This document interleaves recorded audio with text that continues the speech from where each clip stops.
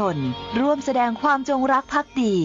และสำนึกในพระมหากรุณาธิคุณด้วยการจัดตั้งโต๊ะหมู่ประดิษฐานพระบรมฉายาลักษณ์พระบาทสมเด็จพระเจ้าอยู่หัวพร้อมเครื่องราชสักการะประดับธงชาติไทยธงตราสัญลักษณ์และประดับผ้าระบายสีเหลืองร่วมกับผ้าระบายสีขาวตามอาคารสถานที่ของหน่วยงานและบ้านเรือนพร้อมทั้งจัดกิจกรรมจิตอาสาบำเพ็ญสาธารณประโยชน์เพื่อสืบสานพระราชปณิธานและบำเพ็ญสาธารณกุศลถวายเป็นพระราชกุศลตลอดปี 2567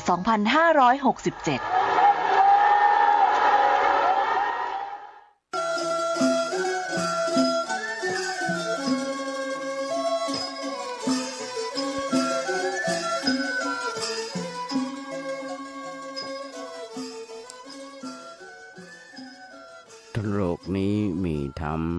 ประจำที่เมื่อทำดีจะไม่ดีมีที่ไหนมีสุขบ้างทุกข์บ้างช่างประไรเป็นวิสัยของมนุษย์ปุถุชนขอกราบไหว้สาบาอาจารย์ทุกท่านขอเจริญพรศรัทธาญาติโยมผู้ใฝ่ในศีลในธรรมทั้งหลายมาแล้วมาแหมแล้วรายการเสียงธรรมจากเนนน้อยสังเรือจากวัดประแดงทั้งนี้โดยการนำของท่านพระครูโคสิตปริยัติยาภรณ์เจ้าวัดประแดง เจ้าคณะตำบลสุเทพเขตหนึ่งเป็นประจำทุกวันพุธจาก 10 โมงจนถึง 11 โมงโดยประมาณดำเนินโดยการวัดธรรมบาปสมณเณรสมพงษ์จากวัดประแดงนั่งทำรายการนั่งบูอยู่ที่วัดประแดงส่งเสียงมายังสถานีวิทยุ FM 104.5 ของวัดไร่หินซึ่งทางวัดไร่หินก็มีท่านพระครูปริยัติท่านพระครูสมุวิศวัตรวรกิจโจในสถานีและเจ้าอธิการผู้เปี่ยมไปด้วยความเมตตาที่ถวายเวลาธรรมภาพและคอยแนะคอยนำโดยเฉพาะท่านพระครูโคสิตปริยัติยาภรณ์ผู้เปี่ยมไปด้วยความเมตตาและคอยแนะนำสั่งสอนอาตมาตั้งแต่เริ่มต้นจนถึงวันนี้เพราะฉะนั้นญาติโยมทั้งหลายธรรมภาพบอกว่ารายการเน้นน้อยสังเรือรายการนี้เกิดขึ้นมาแล้วเกือบ20 ปีแล้วอาตมาถึงบอกมีอย่างจะมานั่งนั่งจากให้โยมฟังสิ่งแรกที่นึกได้ก็คือทำตามที่ครูบาอาจารย์เพิ่นได้เคยสอนเคยสั่งไว้ตลอดเวลาตั้งแต่วันมาบวชเพิ่นบอกว่าบ่อยู่วัดจะไปอยู่บ่ได้มันไหว้พระสวดโยโกฮ้องเดี๋ยวเอานำตามคำสอนองค์พระสัมมาสัมพุทธเจ้ามามาจากอย่าโยมฟังป้องอาตมาก็ได้ทำตามที่ครูบาอาจารย์เพิ่นได้สั่งไว้สอนไว้ตลอดเวลาทุกเมื่อเช้าวันบรรดาและยุคนี้สมัยนี้มีเทคโนโลยีที่ทันสมัยที่ว่าทันสมัยนั่นก็คือทุกคนใช้โทรศัพท์เหมือนกันทุกคนเพราะฉะนั้น บ่จำเป็นต้องลากวิทยุมาฟังจะมาส่งถึงมันแรงมาเจ้ามาโดยเฉพาะแมลง4 โมงจนถึง 2 ทุ่ม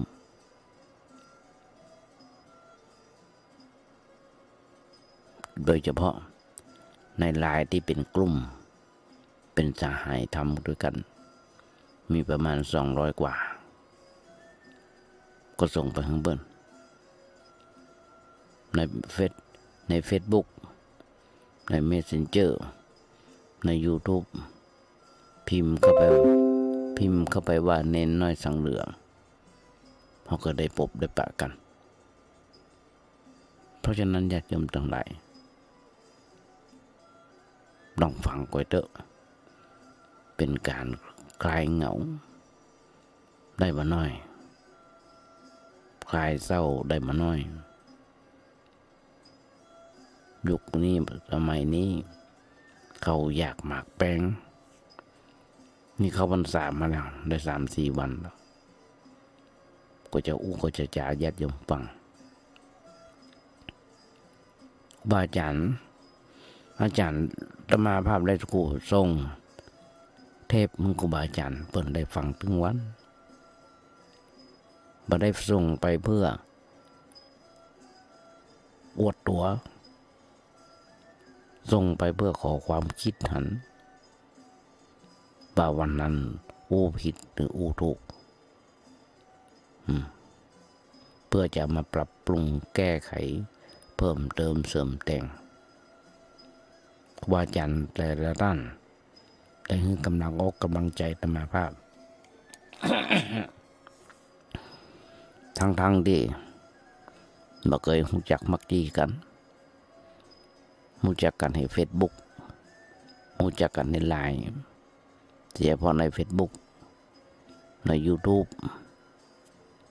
ก็ส่งไปกราบขอเป็นเพื่อนเปิ้นปรึกษาหารือเปิ้นอย่างต่างๆก็มีบ่น้อยญาติโยมทั้งหลายโดยเฉพาะสถานีวิทยุ FM 104.5 ของวัดพระอินทร์เป็นสถานีเพื่อพระพุทธศาสนาเผยแผ่นำธรรมคำสอนองค์พระสัมมาสัมพุทธเจ้ามีรายการตลอด24 ชั่วโมงมีคณาจารย์บัณฑิตนักปราชญ์สับเปลี่ยนหมุนเวียนกันมาออกจัดรายการวิทยุออนไลน์ไปทั่วโลกโดยเฉพาะรายการธรรมภาพมีญาติโยมมีลูกศิษย์ลูกหาไปทำงานอยู่ต่างประเทศมีลูกมีหลานทำงานอยู่ต่างประเทศส่งไปให้เพิ่นฟังเพราะฉะนั้นญาติโยมทั้งหลายก็มาอู้กันตมาได้อู้ได้จ่าว่าถ้าโลกนี้มีธรรมประจำที่เมื่อทำดีจะไม่ดีมีที่ไหนมีสุขบ้างทุกบ้างช่างปะไรเป็นวิสัยของมนุษย์ปุถุชนตมาภาพญาติโยมทั้งหลาย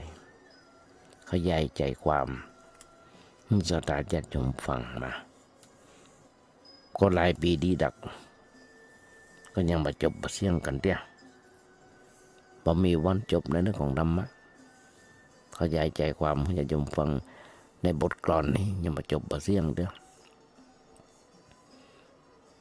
เพราะอย่างญาติโยมทั้งหลาย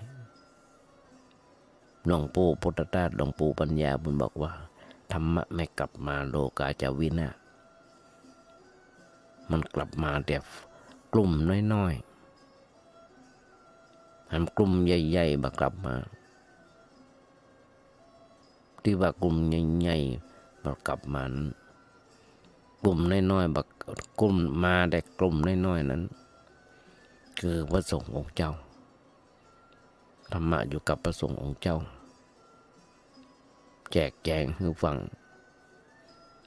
ที่บักกลับมานั่นก็คือสถาญาติโยมทั้งหลายนักหนาป่าป้านพลเมืองประเทศไทยเขามี 95%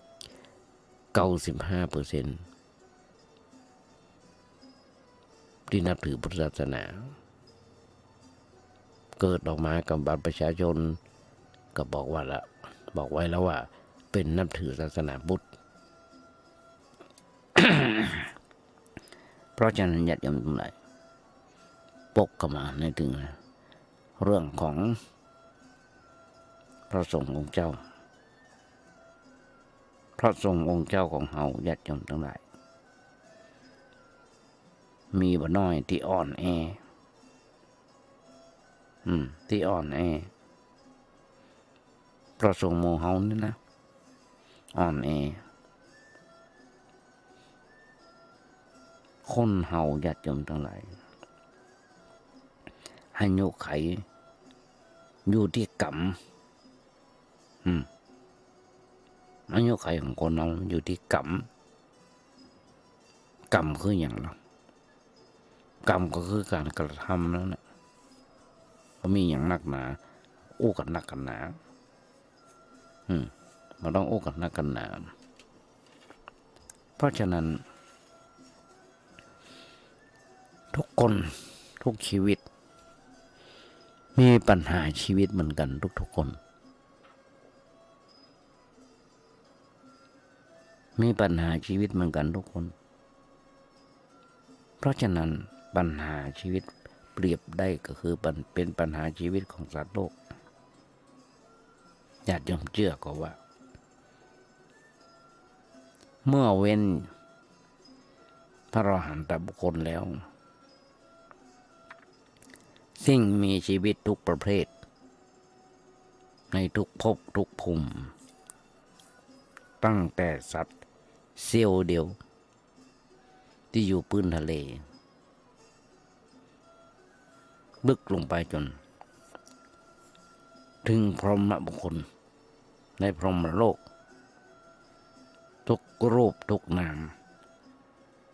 ล้วนแต่มีปัญหาชีวิตเหมือนกัน ล้วนแต่มีชีวิตมีปัญหาชีวิตเหมือนกันหมดอาจจะอู้ได้ว่าชีวิตคือปัญหาหรือปัญหาก็คือชีวิตนั่นเองยังเมื่อกี้วันที่ผ่านมาป่าอย่างก่อนนะที่มันกลางมันดำนะเป็นสปีชีส์ชนิดป่าชนิดหนึ่งมันก็ป่าจ็อกเกอร์ที่เอามาปล่อยไว้กี่ตัวทำลายระบบนิเวศเหมือนกันญาติโยมทั้งหลายพุทธศาสนาของเฮาถ้ามีตัวเจ้าตนหนึ่งที่อุตริมนุสธรรมนั่นก็คือทำลายพุทธศาสนาเพียงแค่ตนเดียวนะก็ทำลายพุทธศาสนาทำลายพ่อตัวเก่าญาติโยมลองคิดก่อนเราลองมาพิจารณาชีวิตของเราเต้าที่ผ่านมาญาติโยมก็จะหันว่ามีปัญหาต่างๆบอกว่าเรื่องใหญ่เรื่องน้อยบอกว่าหนักบอกว่าเบาตลอดเวลาแม้แต่บุคคลใกล้ตัวเขาก็เช่นกันญาติโยมต้องเร็วไปเถอะ เร็วไปทางซ้ายไปทางขวาเถอะนั่นเพิ่นบอกว่าสามีภรรยาบุตรธิดาพ่อแม่ญาติพี่น้องตลอดจนบุคคลที่อยู่ไกลตัวเขาเช่นเพื่อนร่วมงานเพื่อนบ้านเป็นต้นบางคนลูกศิษย์ลูกหาแต่มาอยู่ต่างประเทศจังหวัดต่างประเทศเปิ้นก็มีปัญหาอันนี้ก็หาปิกไปทำงานที่ต่างประเทศเมื่อกี่วันเมื่อวันที่18-19ที่ผ่านมาก่อนที่เปิ้นจะไปเป็นปิกมาไปทำงานได้ปีแล้วปิกมาก็โดยสุขภาพก็มีปัญหาเหมือนกันทั้งนั้นปัญหาในเรื่องของสุขภาพเพราะอย่างเพราะดินฟ้าอากาศมันมาเหมือนกันญาติโยมทั้งหลายบ้านเฮาอาจจะร้อนบ้านเปิ้นอาจจะหนาวอย่างอาจารย์นักประครูปริยัติยานุศาสตร์ทำงานอยู่ต่างประเทศเผยแผ่พุทธศาสนาอยู่ต่างประเทศออนไลน์กันอยู่อู้กันอยู่บ้านเปิ้นหนาวเมาบ้านหนาวร้อนบางคนละเวลาปรับเวลากันเนี่ยแต่มาถึงอู้ว่าทุกคนต่างมีปัญหาเหมือนกันเพียงแต่แตกต่างกันไปคนละแบบเพียงแต่แตกต่างกันไปคนละแบบ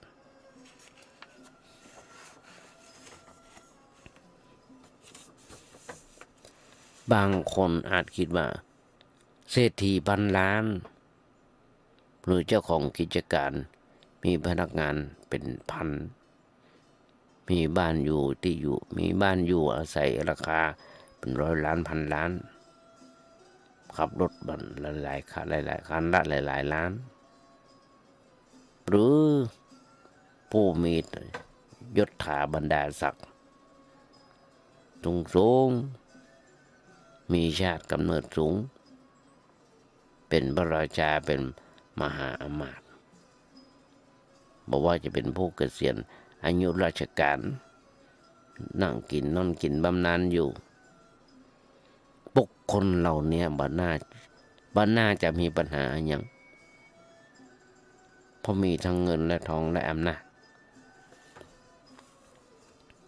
แต่เมื่อมาเปรียบเทียบกับคนทุกข์คนยากขอทานวันเถอะหาเจ้ากินค่ำบางคนหาอาหารจากกองขยะด้วยซ้ำไปอาศัยเป็นปืนสะพานก็ดีสนามหลวงก็ดี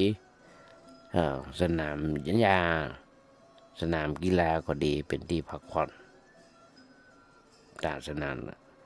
อาศัยข้างถนนเป็นที่พักผ่อนคนทุกเหล่านี้น่าจะ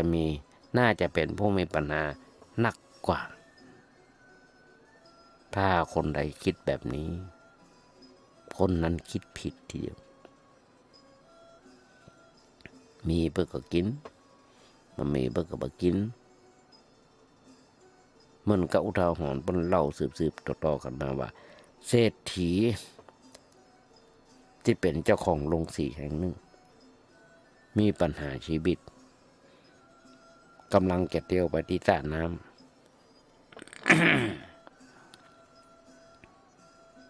เพื่อคิดจะฆ่าตัวตาย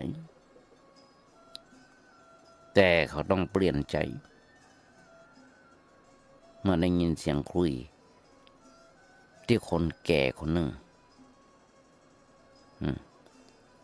ที่มีอาชีพแจวเรือจ้างข้ามฟากกลางนอนไขว่ห้างปน้องบ้านเราปน้องปกขาไก่งอนปกขาไก่งอน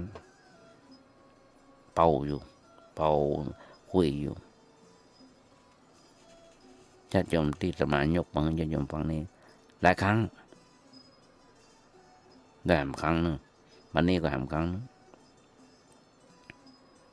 บ่ได้หมายความว่าคนแจวเรือจ้างบ่มีปัญหาชีวิตนะความจริงว่าเจ้าของโรงสีหรือว่าคนเรือแจวเรือจ้างตั้งก็มีปัญหาเหมือนกันแต่เพียงแต่เป็นคนรับแบบคนรับเวลา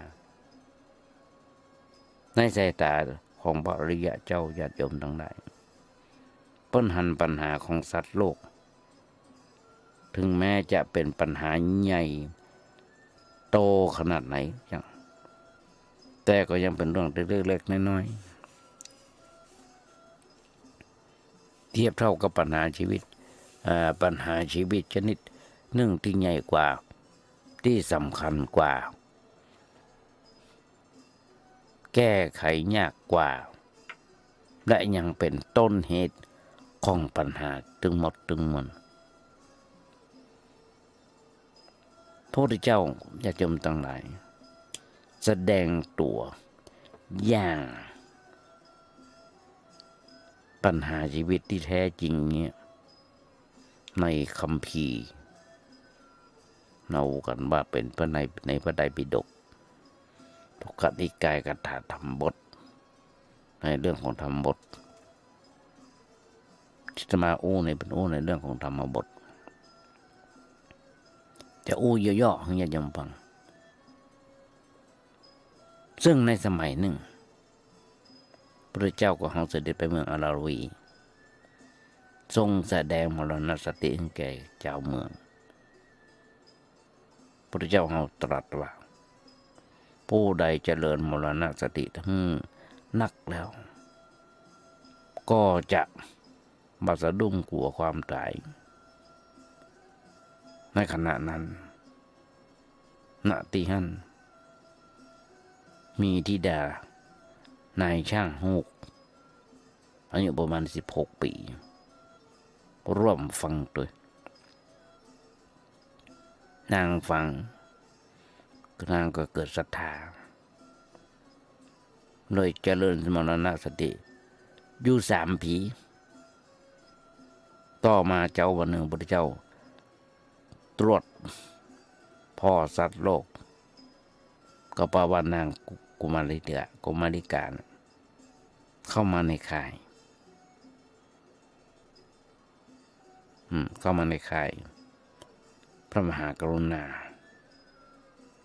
สมาบัตินิตยานพระเจ้าของเสด็จไปที่เมืองอลารวีแห่งเมื่อเจ้าเมืองปากันมาเฝ้านางกุมาริกาก็ตั้งใจจะไปเฝ้าแต่จะนำในขณะนั้นจะไปเฝ้าบนจะต้องนำได้หลอดได้หลอดนะไปหื้อป่อให้ก่อนในขณะที่เดินผ่านที่ประชุมในที่พระเจ้ากำลังกำลังแสดงมาธรรมเทศนานางสังเกตหันพระเจ้าของเฮาทอดพระเนตรมาอย่างนางเข้าใจบุตรประสงค์ของพระเจ้าทันทีก็เลยเข้าไปกราบถวายบังคมพระเจ้าก็ทักทายกับนางไปตามภาษาอันนี้ตามภาษานะพระเจ้าทักบอกกุมาริกาเธอมาจากไหนกุมาริกาก็บอกฮู้พระเจ้าค่ะเธอจะไปที่ไหนเธอจะไปที่ไหนนางก็ตอบว่าบอกฮู้พระเจ้าค่ะเธอบอกฮู้กะพระเจ้าถามเธอบอกฮู้กะฮู้พระเจ้าค่ะ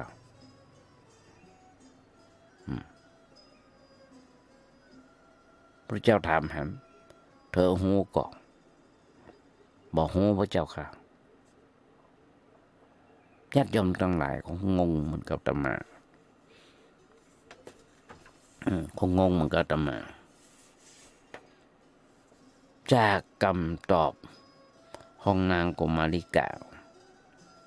ทำให้เจ้าบ้านเจ้าเมืองอลาวีรู้สึกบ่พอใจที่นางตอบแบบนั้นแต่แท้จริงแล้วนี่เป็นกรรมนี่เป็นแบบหนึ่งคือว่าเป็นแบบที่ผู้มีปัญญาโต้ตอบปัญหาซึ่งกันและกันมันจะขยายให้ญาติโยมฟังซึ่งญาติโยมเคยฟังมาบ้างละแล้วแต่มาญาติโยมฟังบ้างละแม้กระทั่งท่านพระครูโคสิตปริยัติยาพรเปิ้นก็เคยบ้างละเปิ้นเคยฟังบ้างละแต่ว่าอาตมาจะแบบเจ้าบ้านอาตมาเคยสนทนาทางไกลกับท่านพระครูปริยัติยานุศาสตร์ผู้เมตตาหลายครั้งด้วยกันเรื่องนี้ก็เหมือนกันอย่างที่บอกจากคำตอบและคำถามของกุมาริกาทำให้เจ้าบ้านเจ้าเมืองบ่พอใจว่านางตอบแบบนั้นแท้ที่จริงแล้วอันนี้เป็นแบบนึงว่าผู้มีปัญญาโต้ตอบปัญหาซึ่งกันและกันอาตมาจะขยายให้ญาติโยมฟังในคำตอบปัญหาข้อที่1ข้อที่2ที่นางตอบว่าบ่ทราบค่ะพระบอกว่านางมาจากไหนถึงมาเกิดในชาตินี้และบอกว่า เมื่อจุติจะตายจากชาตินี้แล้ว นางจะไปเกิดที่ไหนอันนี้แหละคือปัญหาชีวิตที่นางตอบมาคำตอบข้อที่ 3การที่นางตอบว่าทราบโหเพราะนางว่าหูว่าภาวะความตายต้องเกิดขึ้นกับนางแน่นอนคำตอบข้อที่ 4การที่นางตอบว่าบ่ทราบบ่ฮู้เพราะนางบ่ฮู้ว่านางจะตายในเวลาใดเมื่อใดที่ไหนนี่คือปัญหาญาติโยมทั้งหลายเมื่อธิดานายช่างฮู้ที่ยกมาที่ยกมาเนี่ยมีคำว่าไม่ทราบไม่รู้ไม่ทราบหรือไม่รู้นั่นหมายถึงบ่ฮู้ความเป็นมาและความเป็นไปของชีวิตต้นห้องว่าธรรมชาติบ่ฮู้เรื่องราวชีวิตนี้ว่าอวิชชากว่าวิชานี่แหละเป็นตัวสร้างภพสร้างชาติตามกฎปฏิจจสมุปบาทเมื่อเริ่มอวิชชาย่อมตัวมาด้วยปุญญาภิสังขารอปุญญาภิสังขารคือทำกรรมดีพ้องกรรมชั่วพ้องและปฏิจจสมุปบาทก็ต้องมาจบลงที่ชาติชรามรณะอันนำมาซึ่งปัญหาชีวิตทุกครั้งไปญาติโยมทั้งหลายปัญหาชีวิตที่พระพุทธเจ้าตรัสรู้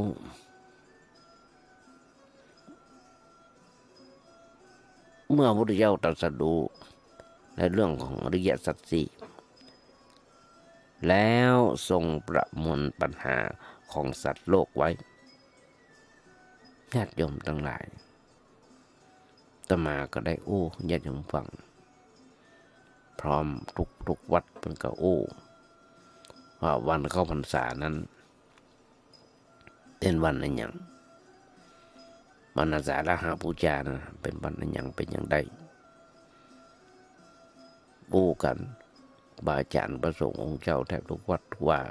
เปิดได้กันว่านั่นคือเป็นปฐมเทศนาคือครั้งแรกที่พระเจ้าได้แสดงพระธรรม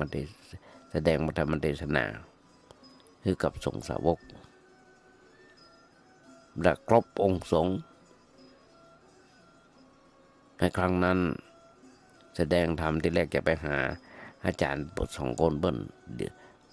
ดาบท2 คนก็ไปประทานกรรมเพราะว่าเบิ้ลถึงแก่กรรมไปก่อนก็ได้ไปหาในปัญจวัคคีย์ทั้ง 5ในปัญจวัคคีย์ทั้ง 5มีไผ่บ้องนั้นจะมาจำมาได้เอาเป็นว่า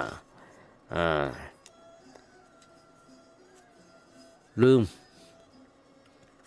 เรื่องอันนี้เป็นเรื่องใหญ่เลย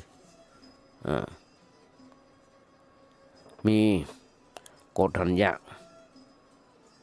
มีวปะภวปะภวัตถิยะพระมหานามะพระอาชาชินี่คือปัญจวัคคีย์ทั้ง 5ในครั้งนั้นญาติโยมทั้งหลายที่พระเจ้าในเรื่องของอริยสัจสี่คนทัญญะได้ดวงตาเห็นธรรมได้ดวงตาเห็นธรรมได้สำเร็จเป็นดวงตาเห็นธรรมและต่อมานี่คือปัญหาชีวิตของสัตว์โลกของเราที่พระพุทธเจ้าของเราในเรื่องของอริยสัจสี่คือทุกข์สมุทัยนิโรธมรรคเอาทุกข์ก่อนอย่างที่ผมจะฟังเนี่ยอา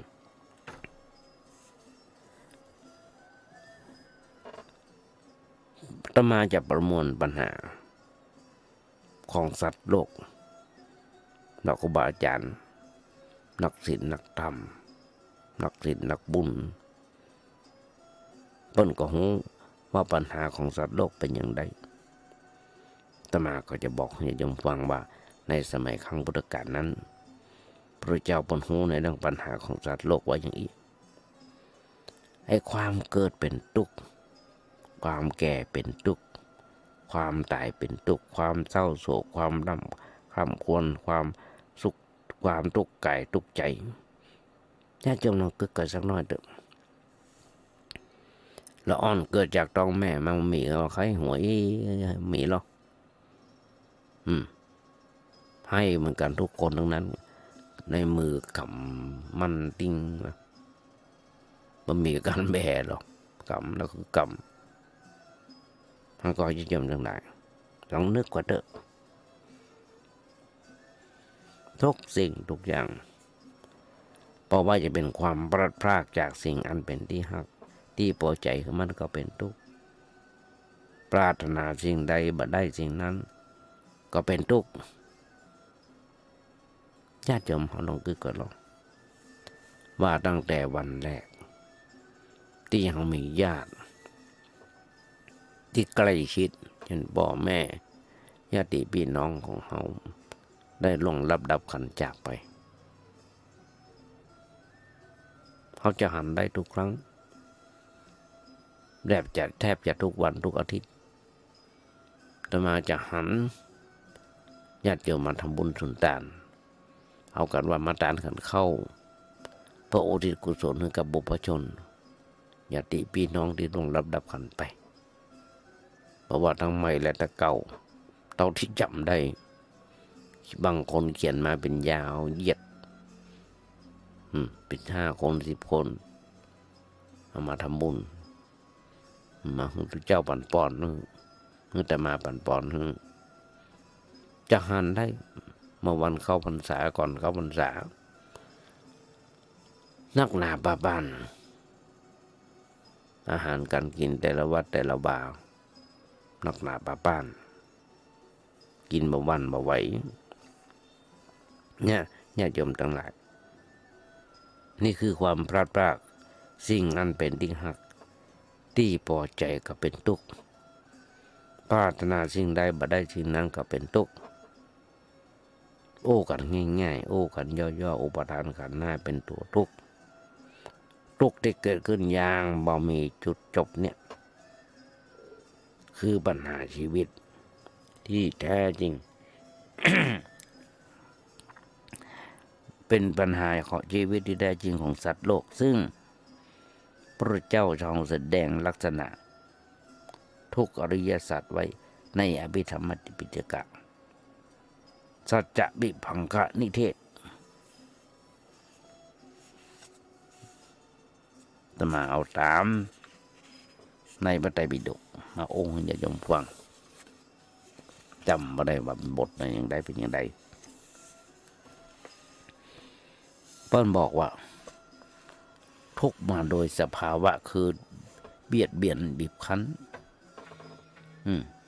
ทุกข์มาโดยสภาวะคือเบียดเบียนบีบคั้นทุกข์มาโดยสภาวะคือแผดเผาเร่าร้อนทุกข์มาโดยสภาวะคือเป็นอันปัจจัยปรุงแต่งทุกข์มาโดยสภาวะก็คือแปรปรวนอยู่เสมอญาติโยมทั้งหลายลักษณะเบียดเบียนแผดเผาแปรปรวนเป็นทุกข์ชัดเจนส่วนธรรมอันปัจจัยปรุงแต่งเป็นทุกข์เพราะตัวปัจจัยก็เป็นธรรมที่แปรปรวน อันปรุงแต่งชีวิตแปรปรวนไปด้วยเปิ้นบอกว่าธรรมเราใดมีสภาวะอย่างที่ธรรมเหล่านั้นแหละคือทุกอริยสัจเปิ้นว่าเป็นธรรมนิยาม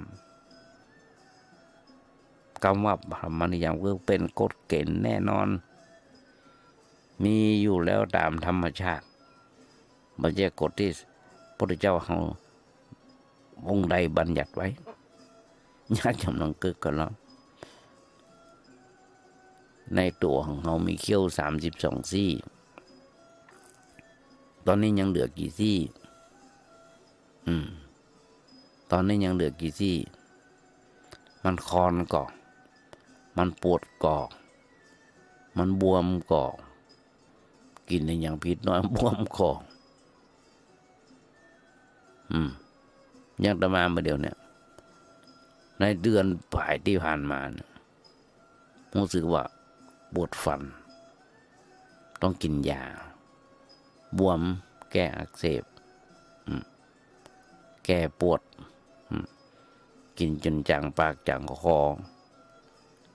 ยาซื้อมาหลายแผงหลายยี่ห้อกินอันนั้นก็บ่ดีกินอันนี้ก็บ่ดีเกี๊ยวอย่างก็บ่ได้ต้องกินข้าวต้มกินของอ่อนๆนี่ทุกข์คือสัจจะอย่างที่บอกพระเจ้าพระพุทธเจ้าของเรามาบัญญัติไว้นะเพราะฉะนั้นจึงเป็นกฎสากลที่เป็นไปตามเป็นไปกับชนทุกชาติทุกเชื้อทุกศาสนาบ่เว้นแม้แต่เทพเจ้าบ่เว้นแม้มนุษย์บ่เว้นแม้แต่สัตว์เดรัจฉานทุกชีวิตล้วนดำเนินไปตามกฎเกณฑ์นี้เสมอทุกชีวิตต้องเวียนว่ายตายเกิดอยู่ในห้วงน้ำแห่งชาติทุกข์ชราทุกข์มรณะทุกข์ซ้ำแล้วซ้ำเล่าทุกข์เนี่ยจะต้อยเบียดเบียนชีวิตต้อยแผดเผาชีวิตตลอดไปตราบใดที่ยังข้ามบ่พ้นยังเรื่องของวังวนของแห่งสงสารตัณหาชีวิตบ่มีวันจบนี่แหละคือทุกข์อริยสัจปู้กันง่ายๆย่อๆหรือหามชื่อหนึ่งว่าทุกขะทุกข์แต่แก่ทุกข์ตรงๆเกิดขึ้นบ่อยๆหันได้ง่ายๆเช่นทุกขเวทนาทางกายพ้องโทมนัสทางใจพ้องเศร้าโศกเสียใจพ้องซึ่งเป็นทุกข์ตรงๆเราต่างเคยประสบกันมาแล้วหรือกำลังเผชิญกันอยู่เช่นอุบัติเหตุต่างๆความเจ็บไข้ความเศร้าโศกเสียใจความห่วงใยความวิตกกังวลเป็นทุกข์เป็นร้อนเป็นต้นก็อย่างที่บอกบางคนตอนที่นี่อยู่โรงพยาบาลเนาะก็อย่างที่บอกเข้าพรรษาเปิ้นเลิกลดละเลิกในเรื่องของอบายมุขมีเหล้าเป็นต้นบางคนหยุดในพรรษา3 เดือนออกพรรษาหำ9 เดือนฝากเดียบตึงมันบางคนมาสนใจพรรษาแล้วหยุดมา9 เดือนเข้าพรรษามาก็มานั่งเริ่มกินใหม่หันได้ญาติโยมทั้งหลายโรงพยาบาลรอรับนอนไปนอนโรงพยาบาลนักหน้าป่าป้านจนเตียงที่โรงพยาบาลบ่มีที่จะขึ้นนอนบางโรงพยาบาลนอนอยู่ตามถนนนอนอยู่ตามระเบียงรอหมอรออย่างต่างๆบางคนมีเงินน้อยก็ห้อง ICU อาตมาถึงบอกว่าอาตมาถึงญาติโยมฟังนะว่าเตียงที่อ่อนนุ่มและแพงที่สุดและแพงที่สุดนั่นคือในห้อง ICU เตียงที่ห้อง ICU นอนมึนก็เสียงหนักนอนมามึนก็เสียงน้อยก็ยังแปลงอยู่ดีนั่นแหละ เพราะอย่างมันแปลงกะหมอกะพยาบาลกะอย่างต่างๆจิปาถะเดือนหนึ่งบางคนหมดเป็นล้านบางคนหมดเป็นแสนเขาว่าเตียงที่บ้านเขาอ่อนนุ่มแล้วนะมีแอร์ไม่ยังกับบะแปลงแล้วนะไปนอนโรงพยาบาลนะแปลงกว่าเนี่ยอย่าจมตัวไหนเป็นทุกข์มันเกิดขึ้นกับในเรื่องของอุบัติเหตุต่างๆที่เขาจะหันได้ธรรมะถึงย้ำถึงบอกญาติโยมทุกครั้งหรอกที่มานั่งโอ้นั่งจ่ายญาติโยมฟังคนเฮาถ้าฟังบทกลอนที่อาตมาบอกว่าถ้าโลกนี้มีธรรมประจำที่มาทำดีจะไม่ดีมีที่ไหนมีสุขบ้างทุกข์บ้างช่างอะไรเป็นวิสัยของมนุษย์ปุถุชนอาตมาถึงบอกคนเฮาสิ้นธรรมไม่กลับมาโลกาจะวินาศญาติโยมตั้งแต่สังคมในครอบครัวของเฮาถ้าอู้กันโล่งทรงกันปอไม่มีปัญหาแต่อันนี้ในครอบครัวอู้กันมันโล่งทรงกันบ่ปอกูมึงกูมึงกินเหล้าเมายาตีหัวกันฆ่ากันทุกเมื่อเช้าวันเพราะเหล้าทั้งนั้นญาติโยมทั้งหลายปริยาทุกเป็นทุกข์ต่างอ้อมเป็นทุกข์แอบแฝงซ่อนเร้นหันได้ยากอย่างที่พระเจ้าของเฮาอู้กับพระอานนท์ว่าดูก่อนพระอานนท์ดูก่อนอานนท์ชราธรรมย่อมปรากฏมีในความเป็นหนุ่มเป็นสาว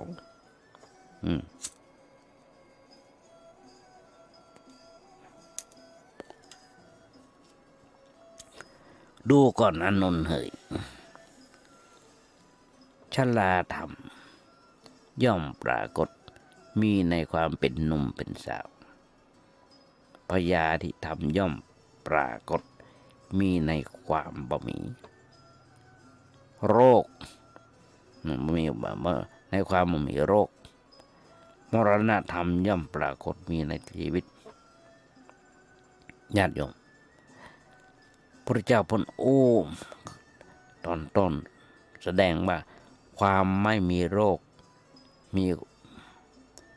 ความไม่มีโรคมีความเจ็บไข้ได้มีความเจ็บไข้เป็นที่สุดความเป็นหนุ่มเป็นสาวมีความแก่เป็นที่สุดชีวิตตึงหมดมีความตายเป็นที่สุดเพราะฉะนั้นมรณะชรามรณะเท่าตายว่าเดิมชรามรณะได้แอบตัวออกมาพร้อมกับความเกิดญาติโยมทั้งหลายญาติโยมลองคิดกันสักน้อยลองว่าทุกวันความตายไล่ตัวก้นเข้ามาติดโดยมาทุกวันมันอย่างไรมันถึงได้ตัวเตือนเข้ามาต้องสังเกตบอลอ่อนตัวน้อยๆเริ่มไร้เดียงสาใหญ่หน้ากาบานขึ้นมาจนเฒ่าจนแก่อย่างหมู่เฮาเนี่ยญาติโยมทั้งหลายที่ฟังอาตมามายกตัวอย่างตัวเก่าให้ฟังอาตมาภาพมัน3 วันดี4 วันไข้ต้องกินยาแทบทุกวันไม่ใช่แทบทุกวันนะทุกวันทุกมื้อทุกเช้าทุกเย็นไม่ได้ไปหาหมอตั้งแต่โควิดเข้ามาไม่ได้ไปหาหมอเดียวตอนนี้กำลังจะเริ่มคิดว่าจะไปหาเพิ่มจะไปหาคุณหมอปรึกษาหาดือไป ไปหาหมอบนตรวจแต่ก็ยังฉันยาอยู่ลุกก็โอยนั่งก็โอยเวลานั่งจะโคกต้องใจเวลาละประเดี๋ยวเนี้ยแต่ก่อนมาเกิน5 นาทีประเดี๋ยวนี้ต้องเป็นครึ่งชั่วโมงเนี่ยเปิ้นห้องว่าชรามรณะคนเฒ่าแก่แล้วมันโอ้กันเฒ่าแก่แล้วดักแห้วประมาณหัวงอกสมสารใจกันมาได้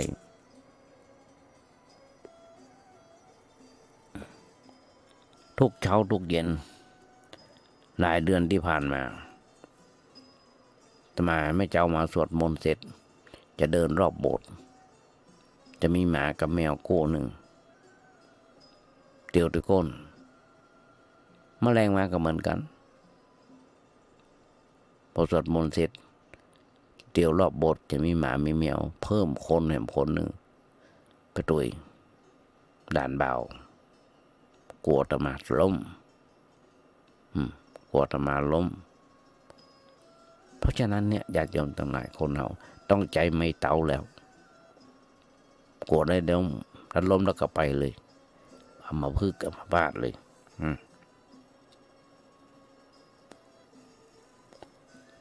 เพราะฉะนั้น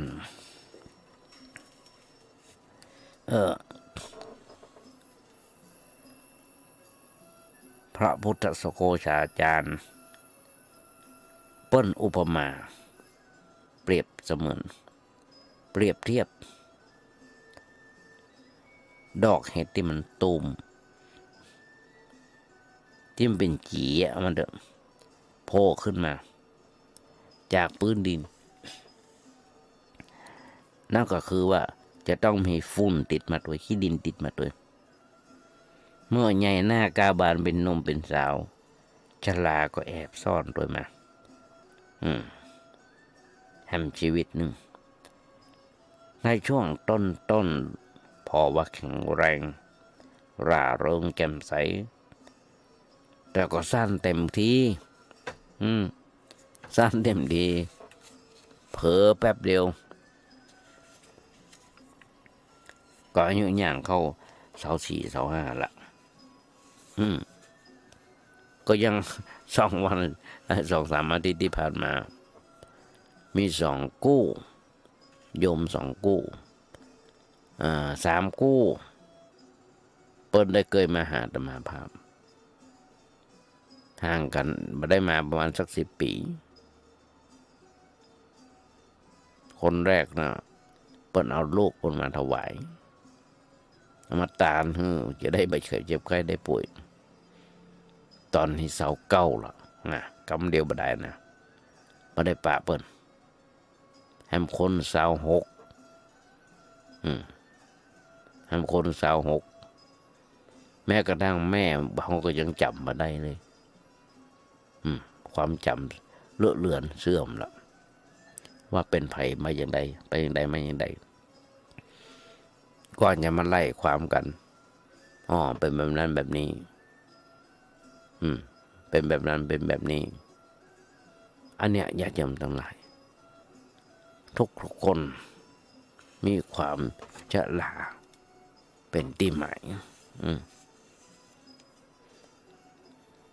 ก็อย่างที่บอกพอย่างเข้ามัชฌิมใบคือชราก็ยิ่งปรากฏพอเข้าสู่มัชฌิมวัย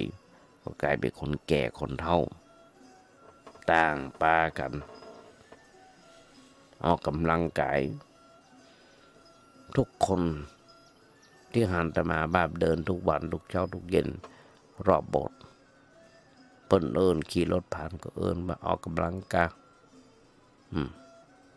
บอกว่าแม่นออกกำลังมันคือถ้าเขาบ่เตียวบ่ได้บ่เตียวบ่ได้ญาติโยมทั้งหลายคุณหมอเพิ่นบอกว่าถ้าอาตมาภาพบ่นั่งนั่งจามานั่งจัดรายการแบบนี้อาตมาจะเป็นอัลไซเมอร์คุณหมอเพิ่นว่านะเป็นอัลไซเมอร์ เลอะเลือนอย่างต่างๆดีว่ามีรายการวิทยุดีว่าครูบาอาจารย์ได้สอนไว้ได้สั่งไว้บางทีนึกยังบอกออกญาติโยมทั้งหลายนั่งอู้ไปอู้มาบางทีอู้กรรมเก่าเป็นแบบนั้นจริงๆเพราะฉะนั้นบอกว่าจะเป็นพระราชาหรือว่ายาจกล้วนแต่ตกอยู่ในอำนาจของมารในที่สุดชลาก็พาสัตว์ไปสู่แดนประหารแดนประหารเปิ้ลถึงบอกสัตว์โลกเหมือนกับหมู่ฝูงโคหมู่ฝูงกวางหมู่ควายที่นายโคบานเปิ้นต้อนไปจันใดชีวิตคนชรา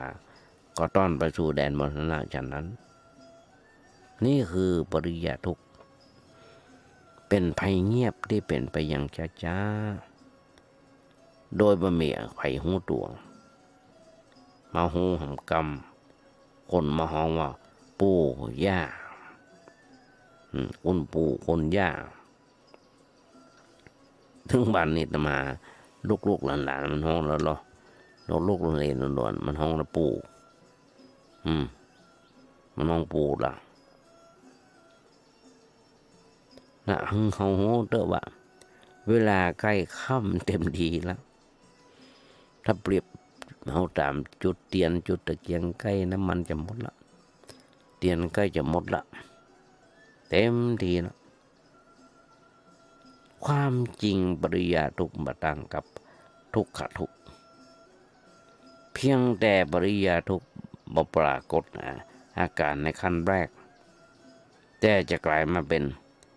ทุกขทุกข์ภายหลังเสมอเช่นชาติคือความเกิดเป็นปริยาทุกข์หรือปฏิสนธิจิตยังลงขณะแรกแล้วอ่อนก็เริ่มชราขึ้นทันทีแล้วชราก็พาไปสู่พยาธิก็พาไปสู่มรณะก็พาไปปฏิสนธิอื่นนี่คือวงจรอุบัติวนเวียนซ้ำๆซักๆไม่มีใครหลุดรอดออกไปจากได้เลยออกไปได้เลยนำแต่ทุกมานำแต่ทุกขทุกมานี่คือปัญหาชีวิตตมาอะไรมันก็บาจบสักเตื้อญาติโยมทั้งหลายให้มันตัวอย่างหนึ่งญาติโยมทั้งหลายจะให้โยมฟังนั่นคือจักขุเป็นปริยาทุกข์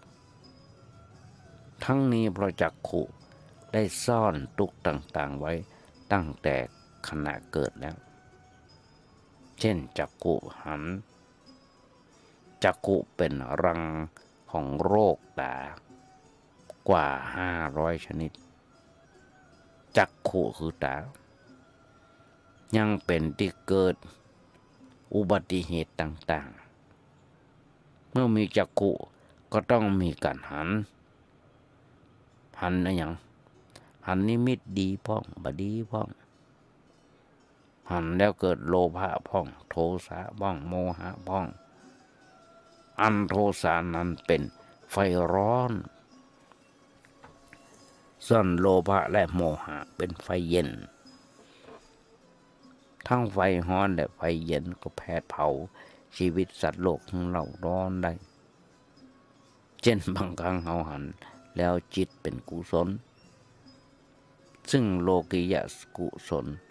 ย่อมพาสัตว์โลกไปเกิดในสุคติภูมิแม้สุคติภูมิก็อยู่ในวงจร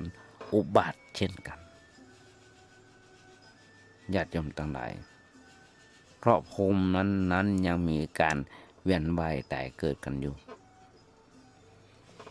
ทุกชีวิตหนีบ่พ้นจากวงจรนี้ตราบที่ ยังบรรลุพระนิพพานคนเฮาในโลกนี้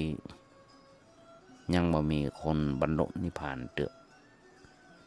ยังบ่มีคนที่บรรลุพระนิพพานเตื้อก็ต้องเวียนว่ายตายเกิดกันไปตามนั้นจะหันได้ว่าทุกชีวิตถูกแผดเผาเป็นประจำด้วยไฟคือราคะโทสะโมหะด้วยไฟคือชาติชรามรณะอย่างดีพระเจ้าบทอู้ไว้ว่าดูก่อนภิกษุทั้งหลายสิ่งทั้งหลายทั้งปวงเป็นของฮ้อนสิ่งทั้งปวงเป็นของฮ้อนคืออย่างไรญาติโยมทั้งหลายจักขุรูปจักขุวิญญาณจักขุสัมผัสจะเป็นของร้อนแม้สุขเวทนาแม้แต่สุขเวทนาหรืออาทุกขมะสุขเวทนาทุกขเวทนาอันเกิดขึ้นพร้อม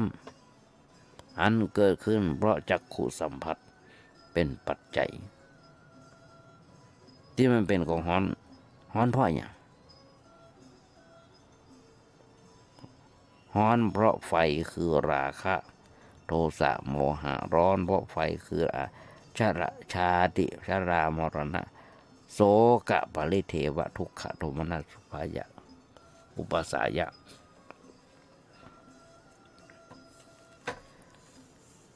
แม้โสทวารคานทวารชิวหาทวารกายทวารมโนทวารก็เป็นของฮ้อนเพราะถูกไฟเผาเช่นกันเพราะฉะนั้นเมื่อชีวิตได้เป็นไปในทางทวาร6ถูกไฟ16กล่องอย่างที่อูแผดเผาอยู่เช่นนี้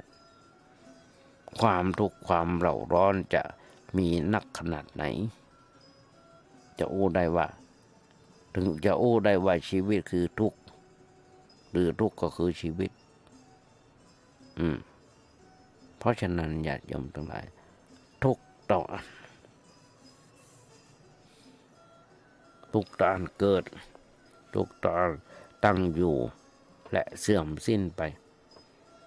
นอกจากทุกข์บ่มีอย่างที่เกิดมันมีอย่างเกิดนอกจากทุกข์บ่มีอย่างจะดับการอู้หำอย่างหนึ่งคือปัญหาชีวิตนั้นเกิดปัญหาชีวิตต่อนะอยู่ชีวิตตั้งอยู่และเสื่อมสิ้นไปสัตว์โลกมีทุกข์หนักญาติโยมทั้งหลายน่ากรุณาเพียงใดขอให้ญาติโยมพอในตอนหนึ่งฟังในตอนหนึ่งของพระมหากรุณาสมาธิสมาปฏิญาณที่พระพุทธเจ้าของเราตรวจดูสัตว์โลกก่อนเสด็จออกบิณฑบาตในยามไม่เจ้าซึ่งในครั้งนึงโลกสันนิวาสทุกชาติโลกสันนิวาสทุกชาติคือความเกิดติดตัวมาทุกชาดาลัดดึงทุกพยาธิครอบงำทุกคนมีพยาธิมีพยาธิเหมือนกันทุกคนครอบงำเหมือนกันทุกคนทุกมรณะห้ำหันตกอยู่ในกองทุกตัณหาชุดไปห้อมล้อมด้วยกำแพงคือชราทุกบ่วงแห่งมัจจุราชคล้องไว้เกี่ยวไว้ห้อยไว้โลกพร่องเป็นอยู่เป็นนิดบ่ฮู้จักอิ่มเป็นธาตุแห่งตัณหาญาติโยม พุทธเจ้าพ้นโอ้ไว้แต่ต้นที่อาตมาได้โอ้ไว้ว่าสัตว์โลกพร่องอยู่เป็นประจำบ่รู้จักอิ่มเป็นธาตุแห่งตัณหา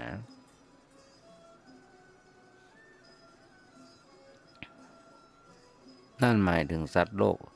บ่รู้จักอิ่มวัตถุกามเอากันง่ายๆมีเรื่องมีราวค่าดีค่าลั่นฟันแตงกันทุกเมื่อเช้าวัน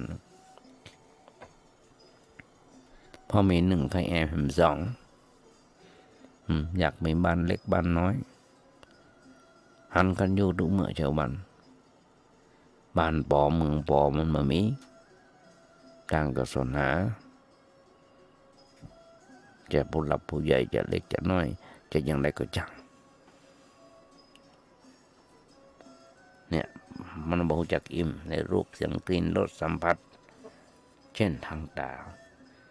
ทุกคนปรารถนาหันแต่สิ่งที่แปลกๆไม่สวยๆงามๆถึงจะอยู่แสนไกลแสนไกลทั้งในประเทศนอกประเทศก็พากันไปพอไปก่อยไปลองลิ้มถึงจะอยู่ซอกในมุมไหนก็พากันไปอย่างเบื่อไปเบื่อชิมทางสายตาเมื่อสัมผัสสิ่งใดแล้วเกิดติดใจก็อยากสัมผัสแฮมญาติโยมทั้งหลายพระพุทธเจ้าเพิ่นอู้ไว้โรคคำว่าฝีเป็นชื่อของกายคำว่าฝีเป็นชื่อของกามคำว่าโรคเป็นชื่อของกามโรคประจำตัวที่หิวโหยโรคประจำตัวที่หิวโหยโอ้ญาติโยมทั้งหลายขออภัย เลยเวลาผมละมานั่งโอ้เมานั่งโอ้เลยเวลาเปิ้นเห็นละยังอี้บ่ฮู้บ่ได้พอเวลาเปิ้นต้องขออภัยกับท่านพระครูสมุวิศวัตรวรกิจโจด้วยเลยเวลาละก่อนท้ายรายการวันนี้ก็ขอเอางานบุญงานกุศลอู้เอิ้นญาติโยมสักหลายหน่อยคือทั้งวัดประแดงของเฮามีการก่อร่างห้างแปลง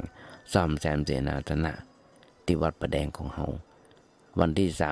30ตุลาจะมีการทอดกฐินเพื่อจะสมทบทุนก่อสร้างศาลาอนุสรณ์พระเจ้าติโลกราชหรือพิพิธภัณฑ์พระเจ้าติโลกราชตอนนี้กำลังทำอย่างเสนอไปตามขั้นตอนปรึกษากันหลายๆคณะจากคณะวิศวะมหาวิทยาลัยเชียงใหม่ได้อนุเคราะห์มาเพราะฉะนั้นอย่าลืมฝากไว้โทรศัพท์ไปตามท่านพระครูเจ้าบาทได้เปิดบ่มีว่า0818815690 กราบขอบพระคุณนำใจท่านพระครูสมุวิศวัตรวรกิจโจในสถานีและเจ้าอธิการที่เมตตาถวายเวลาธรรมภาพวันนี้วางใจเป็นอย่างยิ่งว่าญาติโยมคงได้อันยำมานักก็น้อยท้ายรายการวันนี้อาจจะเป็นวันครบรอบวันเกิดลงไปคนใดคนหนึ่งขอเนี่ยคนใดคนหนึ่งขอญาติโยมมีความสุขมีความเจริญคิดสิ่งหนึ่งสิ่งใดสมความมุ่งมั่นปรารถนาขอญาติโยมอย่าเจ็บอย่าไข้กัน